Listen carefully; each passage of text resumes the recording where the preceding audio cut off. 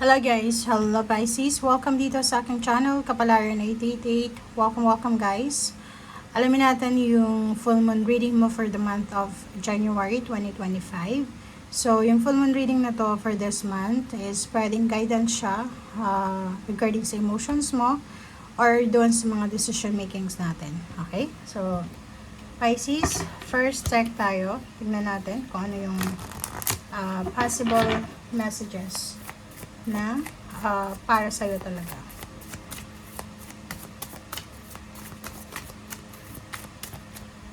Okay. First card natin, Pisces, is dietary change. Wow. So, realistic ito na message para sa'yo.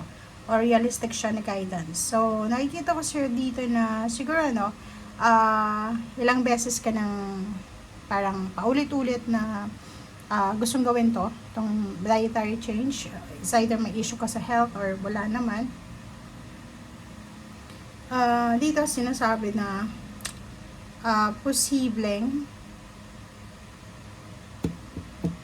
ngayong buwan ng January, ito na yung simula. Okay? Ito na yung simula ng mga pagbabago tungkol sa diet mo. So, yung diet na to is hindi lang naman siya physical. Pwedeng diet siya sa emotional or financial. Unang-una, siguro sa emotional, siguro may mga kailangan kang alisin or may mga kailangan kang i-limit or i-moderate sa mga habits mo naman. Like mga food or pwedeng mga physical, mental, yung palagi kang nag-iisip ng negative, yung palagi kang nagpi-people please, parang ganun. So, dito sinasabi na starting this January 2025, possible talaga na magbago ang lahat sa buhay mo. Sa lifestyle change ito. Overall lifestyle change para sa'yo. And sa money naman, financial, nakikita natin na magiging mas parang matipid ka or isi-secure mo yung finances mo ngayong starting January 2025. Okay. Okay, thank you, Pisces.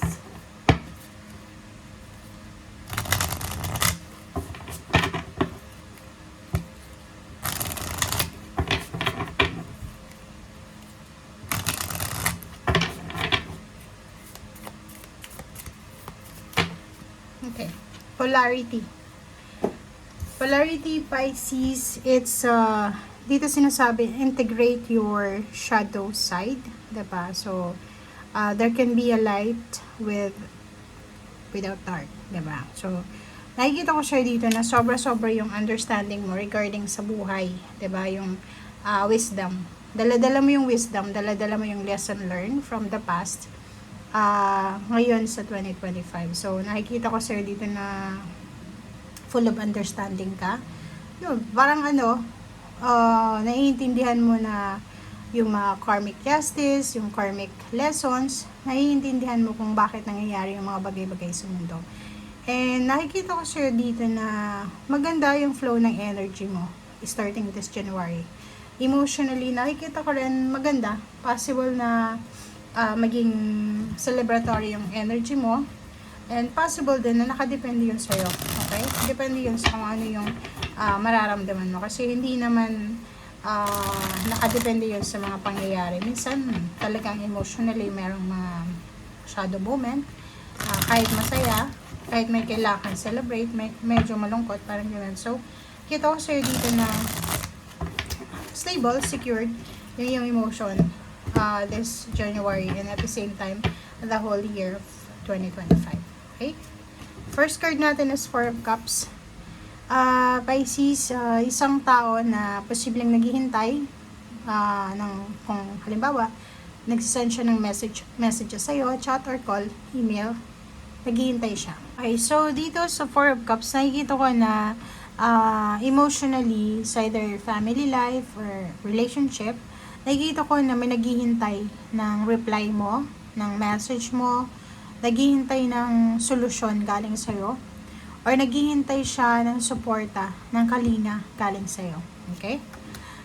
Ten of Swords, nakikita ko sa'yo dito na yung mga emotional burdens or yung mga emotional stressor mo sa buhay, ay posibleng maglaho na siya. Okay? So, ibig sabihin niya, it's a positive endings, closure ng mga emotional losses, emotional pain, heartaches, or any burdens or trials na pinagdadaanan mo emotionally. Okay? And the Emperor, meron din ditong mga Pisces na possible na magkaroon ng offer of new love, new relationship. Pwede din na may mga offer ng new job, pwedeng new career. And nakikita ko na yun, secured, stable yung position mo sa ngayon. So, kung halimbawa na sa usaping trabaho or career, medyo nag-aalala ka, parang iniisip mo, ano kayong mangyayari sa akin sa 2025? Dito sinasabi, huwag kang mag-alala kasi possible lahat ng nawala sa'yo, ibabalik sa'yo. Lahat ng nagastos mo, ibabalik sa'yo ng tenfold. Okay? So, number 10 is 10-10. So, completion. Nakikita ko na sobrang busy. Okay? Abalang-abala. Nagmamultitask.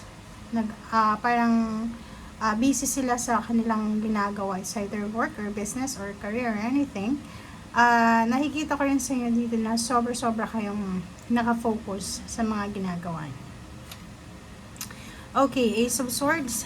Ace of Swords. Be careful. Be attentive. Kasi marami kang balita na matatanggap starting this January. Ang nakikita ko sa'yo dito, posibleng ikaw, without your knowing, diba? Pinag-uusapan ka ng mga tao sa paligid mo. Siguro maraming mga tao is either naiinggit sila sa'yo, or siguro nakikita nila na threat ka sa kanila, it's either businessman yan, or relationship, or pwedeng career, or basta may mga tao sa paligid mo na pinag-uusapan ka nang wala kang kaalam-alam. And yun, be careful din kasi maraming balita. Okay? Two of Pentacles. Maraming balita na posibleng matanggap ka. Lalo na doon sa mga taong siguro na sira yung mga reputasyon nila sa pera, nawalan sila ng negosyo, nawalan ng trabaho. Nakikita ko yung pwedeng mag-send sila sa'yo ng message or email or chat or call para humingi ng tulong na pautangin mo sila or anything. So, yun yung nakikita ko dito sa Four of Cups. Okay? So, Knight of Swords and then the Hermit. So, kung ano man daw, okay? So, kung ano man to na balita, ano man tong information, ano man to na makukuha mo na communication, huwag kang gagawa ng desisyon ng hindi mo pinag-iisipan. Nandito yung the Hermit. So, yung the Hermit natin dito, sinasabi sa'yo, Pisces, na make sure na pag-isipang mabuti, timbangin yung sitwasyon, timbangin yung circumstances, kasi minsan, 'di ba, sa sobrang nating pagpi-people please, pwedeng gumawa tayo ng desisyon na hindi natin pinag-isipan, and ang ending, ikaw yung magsasuffer. Yung iba naman sa inyo, dahil sa sobrang pressured kayo, gagawa kayo ng desisyon na hindi ninyo rin pinag-iisipan. So, pag-isipang mabuti. Okay? Makinig ka sa sinasabi ng iyong intuition. And Magician. Magician is miracles, diba? So, dito sinasabi na isang magical happenings or isang magical month ito para sa'yo. So, sinasabi sa'yo dito, lahat ng imposible, posibleng maging posible. Lahat ng possible, talagang magiging posible. So, expect the unexpected. Expect the miracle. And believe in magic. Okay? Meron ditong unexpected collaboration, partnership. Meron din ditong unexpected na business gatherings or business partnership, business offers, or anything na included yung ibang tao. Isang unexpected wedding, isang unexpected na change of career, isang unexpected na change of residence or change of workplace or change of anything na related sa'yo. Okay? So, Pisces, kung makikita mo dito, since meron dito mga unexpected, isa sa possible na unexpected na may isip mo is yung paglilipat. Changes, paglilipat bahay, paglilipat ng trabaho, paglilipat ng negosyo, pagbabago ng mindset, pagbabago ng decision, pagbabago ng plano. So, nakikita ko yung possible dito na changes. And for ones, possible na meron sa inyo ditong may mga unexpected weddings, wedding invitation, may mga magpaparenovate ng bahay, may bibili ng bahay lupa. Meron silang parang magta-travel back to their country, to the city, to the province na kung saan sila nakatira dati. Okay. So, nakikita ko sure dito na since mayroon ditong 10 of swords, may end of the era na. So, may mga negative situation sa buhay mo na kailangan mo nang let go. May mga negative relationship ka na kailangan mo nang let go. May mga past ka na kailangan mo na talagang let go siya as soon as possible.